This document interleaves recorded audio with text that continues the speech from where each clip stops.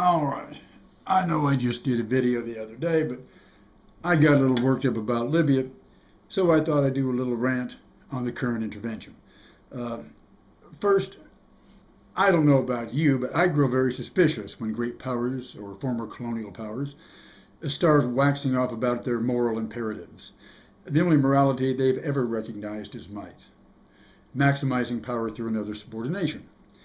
I guarantee if Mubarak in Egypt had gunned down those kids in Cairo and stuffed them back in their ghetto closet, there'd be nothing but hand-wringing and loud calls of condemnation from the international community. But certainly no airstrikes. This community can stand by while Israeli armed forces attack and massacre Palestinian and Lebanese civilians with impunity. And Obama has the goddamn gall to announce his moral imperative in El Salvador. For once, can't you people give me a frigging goddamn break? Do you have to pile on the irony like bullshit in the back 40?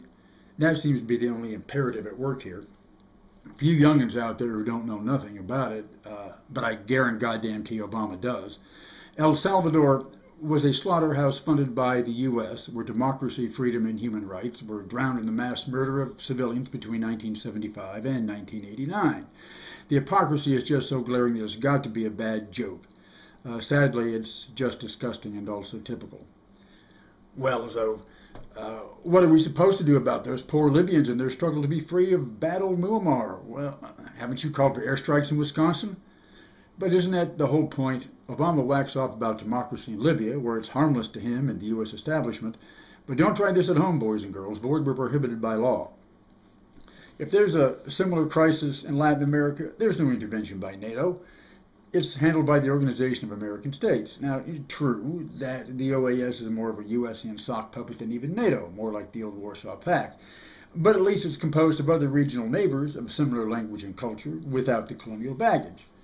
Therefore, I see nothing wrong with, if intervention is a prime necessity, and so far I'm not convinced it is, but if there has to be an intervention, let it be an Arab force, maybe under the Arab League or UN auspices. Instead, the wily Arabs have just called for action, but let the Western infidel imperialists actually take it.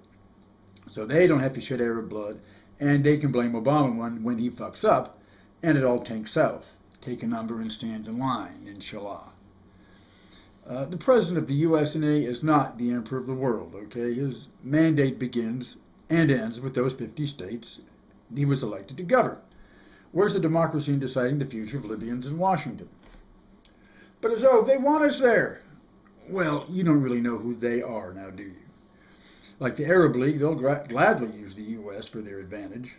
Then when the U.S. starts behaving true to form and tries to nation build in Iraq, or like Iraq, these freedom fighters will be the first to take up arms against the colonial occupiers and fight with what's left of Gaddafi's underground.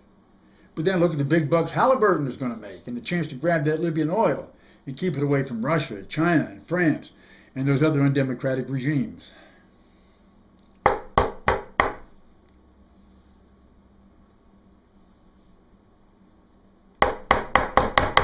All right.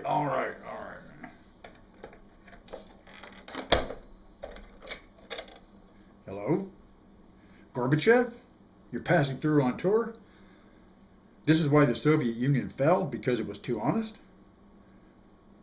Brezhnev had made speeches in Budapest about the moral imperative of the Soviet army to save civilian lives by bombing San Salvador. There'd still be a Soviet Army Day to celebrate, huh?